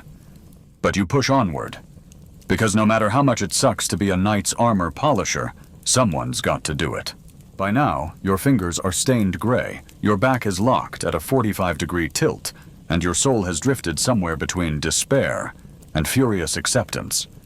But there's no stopping. You've moved on to the breastplate, that glorious centerpiece of a knight's ensemble. Except in its current state, it looks more like a reflective dinner tray that's been left in a barn for a decade. And it smells like it too. You hoist it onto the table with a dull clunk, nearly crushing your thumb in the process. There's a large dent near the clavicle, probably from when Sir Reginald decided jousting blindfolded would impress the Baron's niece. It didn't, but the dent remains just one more problem for you, not him. Your job now is to make this battered, pockmarked slab of steel shine like a royal mirror. Except surprise steel doesn't want to shine. It wants to rust flake and develop mysterious black spots that grow overnight, like mold on forgotten cheese. You begin with the coarse cloth circling in hypnotic motions, dreaming of simpler times, like the Black Death. Some days, if you're lucky, the sun hits just right, and you catch your reflection. You always look exhausted. Today, though, you notice something new, a little spot above your left eyebrow. Is it rust? You know, just soot or sadness. Here's your mainstream fact. Armor polishing was often done by squires, but in larger households or for knights who saw themselves as walking statues of divine masculinity, there were entire staff assigned solely to cleaning and maintaining armor. You're part of that grand unsung lineage of invisible elbow grease. You smear a paste of ash and oil over the breastplate. It smells like a chimney and makes your hands look like you've been gardening in a fireplace. You scrub until your knuckles are raw. Meanwhile, you wonder what noble ladies see in men who wear these walking ovens. Chivalry, you suppose? Or maybe they're just into tall guys with swords and really shiny chest bones. There's a knock at the door, another knight from the household. Not Reginald. This one is Sir Baldwin, a man with more hair on his neck than on his head. He holds out a gauntlet and grunts. Dropped it in horse dung. Fix it. He leaves before you can answer. You're now staring at a glove that smells like betrayal. You toss it in the corner and promise yourself you'll get to it. Eventually. Maybe never. Time for the fringe tidbit. Some armor polishers swore by using stale ale as a degreaser. Others used a paste made from crushed snail shells, claiming it added a sacred sheen. You consider this while staring at your own reflection distorted and dull in the curved metal. Sacred sheen, your foot. And here's something historians still argue about: how often armor was actually polished to perfection. Was it a daily ritual of obsessive care, or only done before parades and courtly events? Some scholars claim battle armor wasn't kept mirror bright because the sun's reflection would reveal a knight's position. Others argue that intimidation factor trumped stealth. Either way, guess who had to buff it out to you? You try to think of your favorite part of the job. It's not the heavy lifting. It's not the fumes. It's probably the moment, rare fleeting, when a piece actually does gleam. When light hits the steel just right, and it flares with silver brilliance like something divine. That brief shimmer makes you feel almost proud. Then Reginald walks in, burps loudly, and ruins it. You finish the breastplate just as the moon rises slanting through the narrow window and washing the chamber in pale light. The armor glows softly now like moonlit ice. You pause admiring your work, then immediately scold yourself for being sentimental. You're polishing a war vest, not writing poetry. You stack the finished pieces to the side, 1 down 6 more to go. Your muscles ache. Your tunic is stiff with oil and sweat. Your face itches from stray metal filings, and your stomach growls with a deep, unsettling tone that sounds like an angry monk. Still, there's no stopping. Sir Reginald's going hunting tomorrow at dawn. Not a battle, just a recreational ride through the woods with some unfortunate boars and several even more unfortunate servants. But his armor must be spotless. Can't have a speck of rust on his image after all. You lean over the table, start again with the gauntlets, and whisper to no one in particular. One day I'll open a bakery. No one hears, but the armor gleams. The gauntlets are next, and they're deceptively tricky, each joint, each little finger plate. A secret trap of grime and sorrow. You flex your own hand, feeling the cramp set in like an unwelcome lodger. Then you reach for the first of them, crusted with a mix of dried mud, sweat salt, and what you hope is just horse residue. You wedge a cloth between the finger joints and drag it through with the precision of threading a needle. The cloth frays. Your patience frays. You think about the fact that you're essentially cleaning medieval finger puppets for a man who thinks soap is a French conspiracy. These gauntlets were designed to crush skulls and clasp swords, not to be gently hand-buffed by candlelight, while you hum sad tavern songs to keep from crying. But here you are, again. Mainstream historical fact for you gauntlets were among the most intricate parts of a knight's armor. Crafted to allow movement while still offering protection, they often had dozens of articulated plates, meaning dozens of surfaces to clean. Some were lined with fabric or even fur, which, as you've noticed, absorbs sweat like a sponge in a blacksmith's bathhouse. Over time, the smell becomes, shall we say, legendary. You try holding one up to your nose and instantly regret it. Whatever's happening inside this glove may require divine intervention, or at least a bonfire. Let's throw in a quirky tidbit. Some armor polishers, desperate for shortcuts, swore by feeding fine sand to chickens and collecting it from their droppings. Supposedly, the grit became polished enough during digestion to serve as a superfine polishing compound. You decide not to test this method. You already have enough problems with birds since the goose incident last spring. Scrubbing continues, and your thumb starts to bleed. You wrap it in a strip of old linen and keep going. There's a bucket of rainwater nearby, but it's turned green with a fuzzy skin. You consider drinking it anyway, then think better. You may be an underpaid medieval laborer, but you're not reckless. As you polish, you overhear Sir Reginald in the next room talking about a feast. Not for you, obviously. Something about roasted swan and almond pudding, and 5 types of cheese arranged to spell out victory. You haven't seen cheese in weeks, unless you count the one that fell behind the pantry and grew legs. Sir Reginald laughs his ridiculous falcon laugh. You know the one, sharp and grating like a goose being tickled. He's probably toasting with wine you helped lug up from the cellar. The same wine you weren't allowed to touch. But it's fine. You've made peace with your place in the world. Mostly. Historians still argue whether armor polishers were considered part of the chivalric household, or merely one step above stable boys.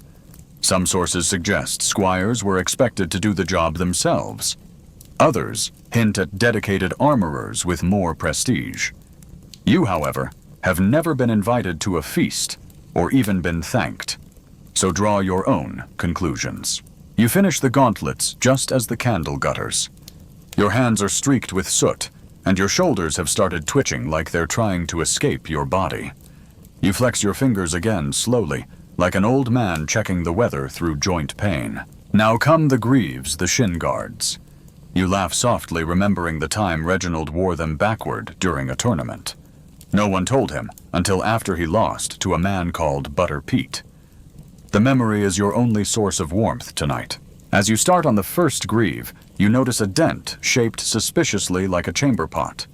You decide not to ask. From outside, you hear the low hoot of an owl and the distant barking of hounds. Somewhere in the distance, someone's playing a lute very badly. You whisper to yourself, he's going to ask me to polish the inside of the helmet again, isn't he? And he will. He always does. The night is deep now. The only light comes from the fading candle stub and the occasional flicker from the hearth. You're nearly done with the greaves when a loud clang echoes from above. You freeze. Footsteps. Heavy ones. Sir Reginald is stomping down the stairs. He bursts into your chamber shirtless and gleaming with sweat and wine. "Where's my sword belt?" he slurs. You glance toward the bench where the sword belt lies exactly where he left it. "Oh," he mutters. "Right." He stumbles away. You exhale, loudly, and you return to the final greave, softly muttering, "One day I will own that bakery. And it will be armor-free." Morning comes like a slap from a cold fish. There's no gentle sunrise, just a shaft of hard white light stabbing through the shutters, aimed directly at your face. Your back aches. Your fingers feel like someone tried to unscrew them. You groan, roll over, and instantly regret everything. Because today is parade day. You hear the hall echo, with the clink of goblets' boots thudding on timber. Servants rushing around like ants with anxiety. And you've got the worst job of all, buffing every inch of Sir Reginald's armor to a blinding shine so he can strut through town like a human chandelier. You sit up and mutter, "Let's get this over with." The breastplate glares at you from its perch, smug and already smudged. You just finished it last night. Somehow it's dusty again. Is dust sentient now? You wipe it with a fresh cloth, adding a bit of waxy polish you made from beeswax and lard. It smells like regret, but it gives a good shine. Here's your mainstream historical fact. Armor polishing wasn't just for appearances. A polished surface helped repel moisture, preventing rust.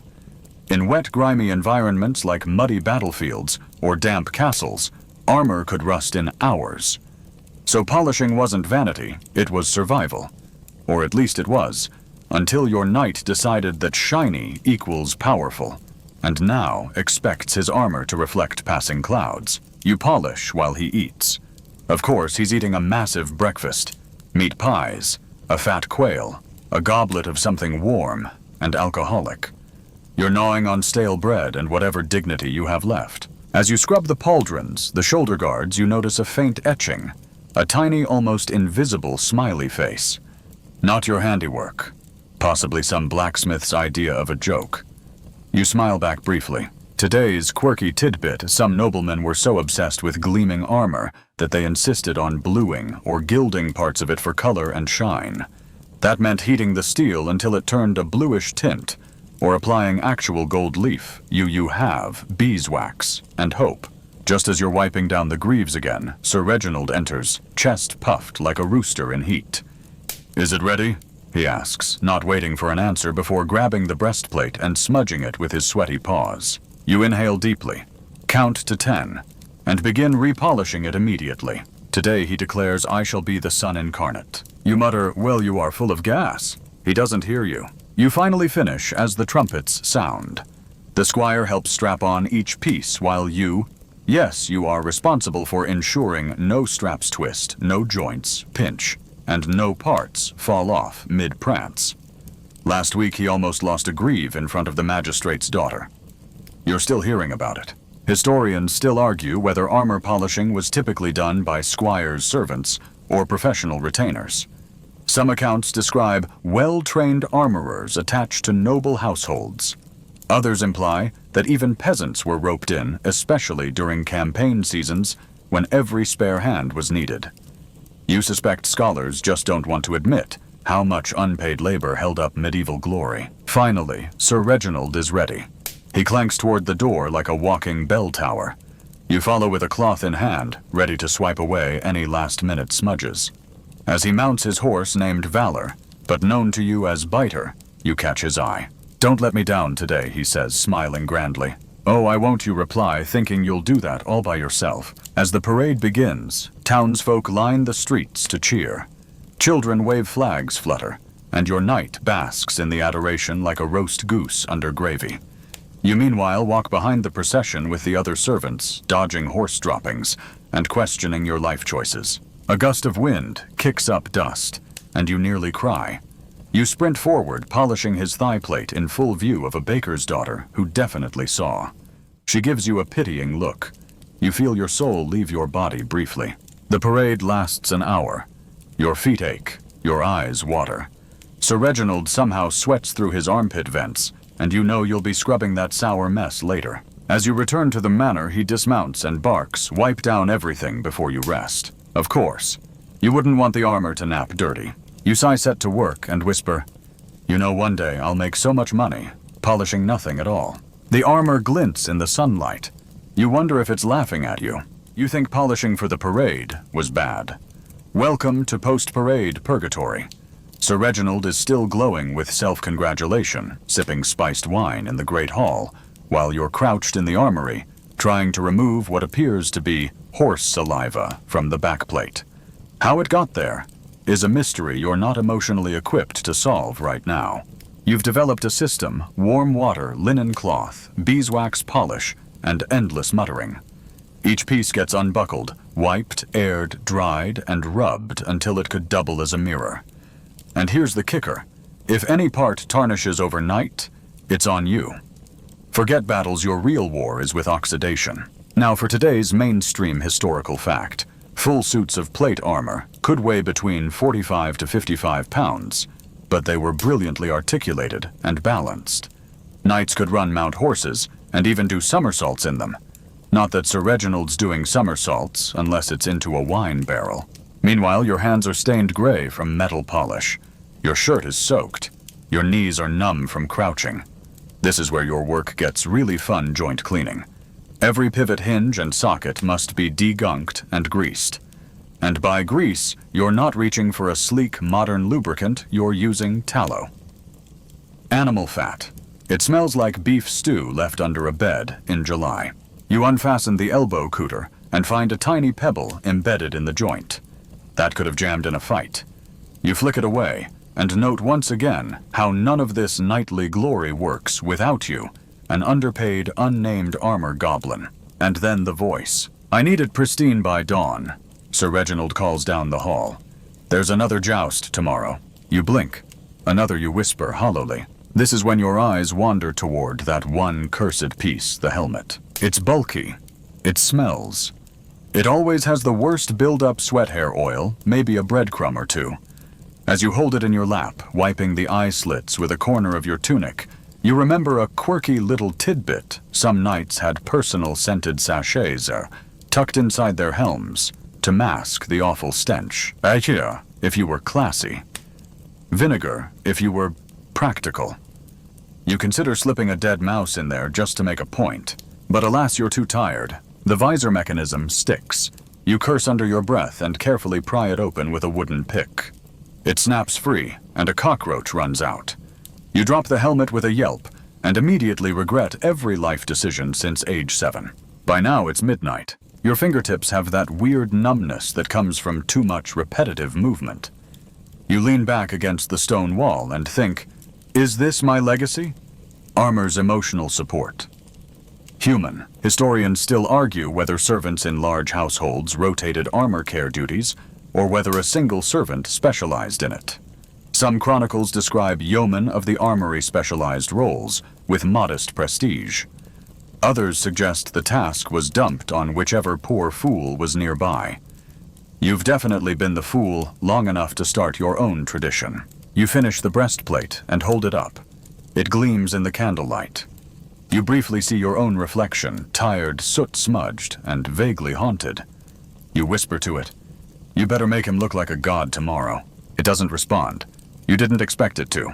Finally, after reassembling the entire suit on its wooden rack, making sure everything is properly aligned, oiled, and laced, you collapse on a bench and let out a sound somewhere between a sigh and a death rattle. Then you hear it. Footsteps. Sir Reginald enters, wobbling slightly from too much wine. He's holding a drumstick.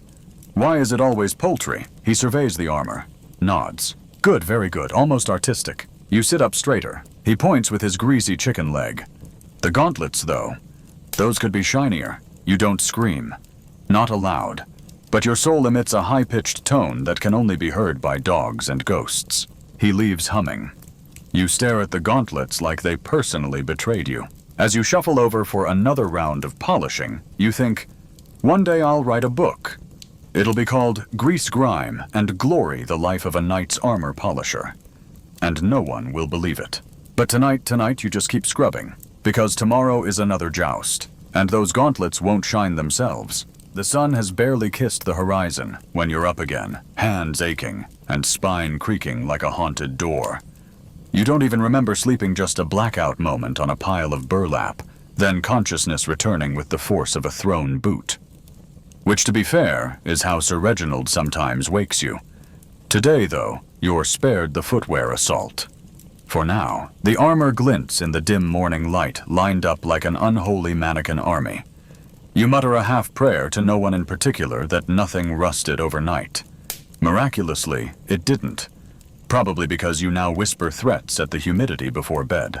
Sir Reginald bursts in, already dressed in a padded gambeson, his curly locks perfumed with rose oil. Because of course. He lifts the breastplate and grins. Excellent. You've outdone yourself, Serf. He never remembers your name. You help him don each piece, moving with practiced, wordless efficiency. Gorget pauldrons, rere braces, vambraces, cuirass, each one fastened with knots you could tie in your sleep and probably have.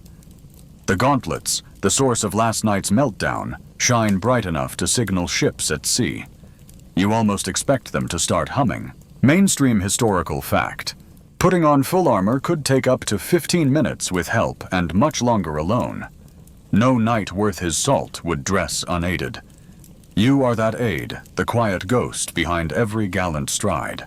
With the armor on, Sir Reginald suddenly becomes grand. He straightens. He poses. He draws his sword and spins it for no reason other than that he likes the sound it makes. He doesn't thank you. Instead, he says, "Fetch my banner, the one with the boar, and polish the saddle fittings." You blink at him. Now. He blinks back. Yes, now. You've already had your rest. You look down at your fingers, blistered black at the tips, smelling faintly of vinegar and despair. The saddle's brass fittings were last polished, 5 hours ago. But no matter. You trudge to the stables. Here's a quirky tidbit for your mental scrapbook. Some armor polishers used urine. Yes, human urine as a component in cleaning pastes. Something about the ammonia content. You haven't gone that far. Yet. But you have considered it on particularly rough weeks. While scrubbing the saddle buckles, you catch a glimpse of the field beyond. Already townsfolk are gathering to watch the joust. Children on their fathers' shoulders. Vendors setting up carts of meat pies and weak ale. Somewhere a lute is being poorly tuned. And right in the middle of it all will be your knight, gleaming like the world's deadliest tin can, winning admiration for the shine you bled for. You think about walking out, just leaving, taking a road, any road. Let someone else figure out how to get chicken grease off chainmail. But you don't. Historians still argue whether armor polishers ever earned enough respect to rise in rank, or if they were forever stuck as invisible drudges. There are accounts of loyal retainers being knighted in old age, but just as many stories of them dying nameless, buried behind a stable. You'd like to believe your sweat means something, that someday someone will know you were here. Sir Reginald mounts his horse with flair. The crowd roars. The trumpet blares. You watch from the sidelines, arms crossed, face unreadable. And then you spot it. A smudge, on his right vambrace, tiny, barely there. But you see it, and it eats away at your soul like a rustworm on a rainy day. You think about yelling, about stopping the whole show, about diving through the dust to frantically polish mid-joust. But then just as quickly, you exhale. Let it go. Let him go. As Sir Reginald rides out, banner fluttering, you lean back against the fence post, eyes half closed. Somewhere behind you in the armory, another set of armor waits. Dull, dusty, patient. But for now, you let the wind blow through your hair and pretend just for a moment that you're not indispensable to anyone. That the world could go on shining without you. You know it won't, but imagining it helps. Now slow your breath. The clink of armor fades into the distance, replaced by chorottomans. Birds in the trees, a gentle breeze rustling the camp flags and the creak of old wood as you finally ease onto a bench. The worst of the day is behind you. Even if your hands are sore and your muscles stiff, there's a kind of quiet pride in what you've done. You made something shine. You made someone feel invincible. That matters even if they never say it. Let your thoughts drift from the grime and grease the clamor and clang, and let the stillness wrap around you. Tomorrow will come with all its armor and orders, but for now, rest. You've earned it. Sweet dreams.